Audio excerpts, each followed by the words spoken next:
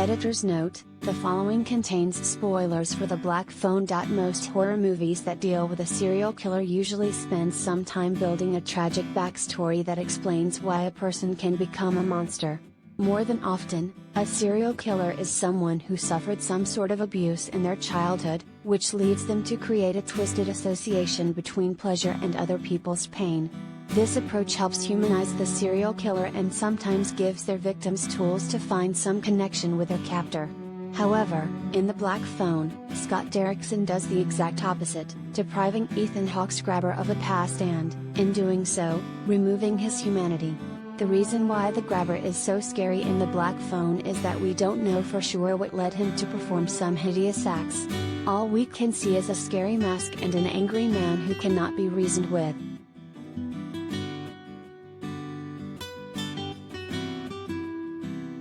When we think about the serial killer tradition in movies and TV shows, it's easy to see how the road most walked is exploring what remains of human inside a monster's mind. That's precisely the concept of cult films such as The Cell, in which the goal of psychologist Catherine Dean, Jennifer Lopez, is to go inside a serial killer's mind and find the child who still lives there, despite all the trauma he experienced in his infancy.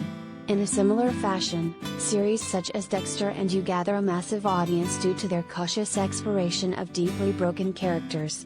And they do such good work there are millions of fans actually cheering for Dexter Morgan, Michael C. Hall, and Joe Goldberg, Penn Badgley, despite their irredeemable actions. In Mr. Brooks, Kevin Costner's titular serial killer is even depicted as a family man with a good heart who is haunted by a dark shadow that forces him to kill. That takes away part of the blame and helps us relate to the dire situation the serial killer himself is into.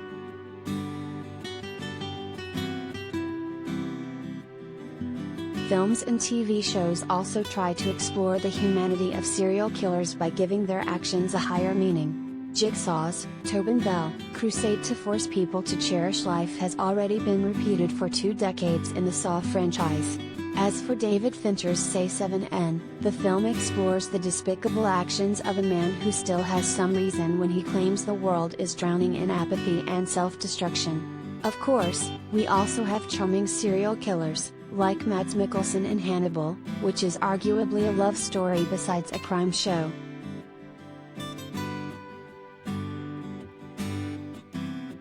When horror cinema does try to create inhuman killers, it often goes so far that the result is more entertainment than scary.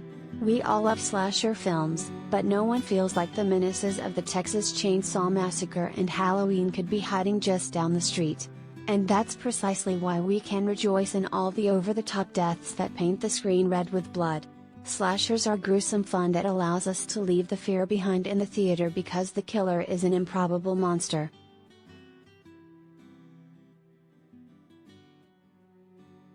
In The Black Phone, however, we get introduced to the grabber as a regular man, using common tools to kidnap children and trap them in his basement. There's little exaggeration about the grabber, a serial killer who can hide in the suburbs undetected, despite the multiple search efforts performed by the police and the people of the suburban town of West Denver. The grabber's house is mundane, and besides his basement, there's nothing that gives away his evil nature. Finally, the grabber even has a brother he lets crash on his couch, completing the picture of an absolutely regular human being. In short, the grabber is someone we could cross on the streets without ever realizing there's a wolf in sheep's clothes.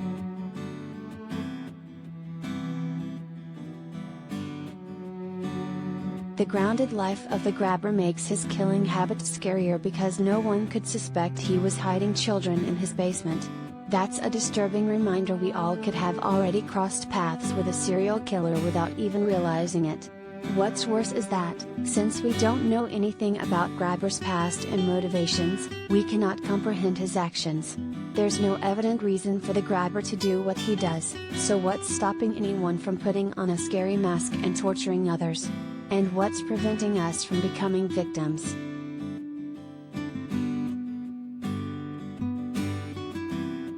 Sure, we can infer some things about the grabber through his rituals.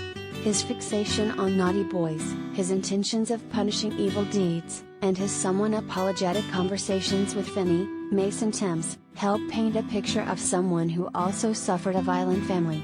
There's also the fact that the grabber's brother, Max, James Ranson, is a drug addict, which we could connect to the same abusive childhood. However, these are all breadcrumbs at most, and maybe only our personal projection looking for some meaning in the black phone, hopeful we will find a clue that will reassure us that the grabber could not be hiding in the house in front of us. But maybe there is no explanation for the grabber's actions, and that's what makes him scary.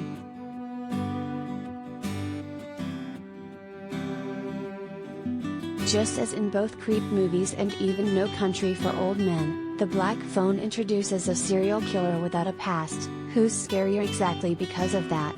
When Finney is trapped in the grabber's basement, there's no big revelation that could lead him to reason with the killer to ensure his freedom. There's also no traumatic memory Finney could use to distract the grabber while he escapes.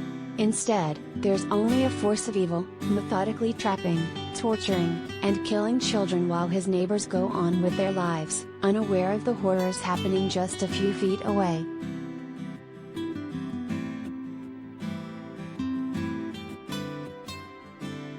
By taking the focus away from the grabber's past, the Black Phone allows the serial killer to remain a sadistic and dangerous figure throughout the movie. And by turning the grabber into a killer without apparent trauma, the Black Phone makes sure Finney's fate cannot be escaped by appealing to any kind of humanity.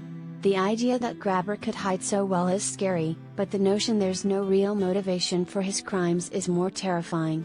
After all, if killers such as the Black Phone's grabber exist, and we know they do, how could we know they are not living close to us?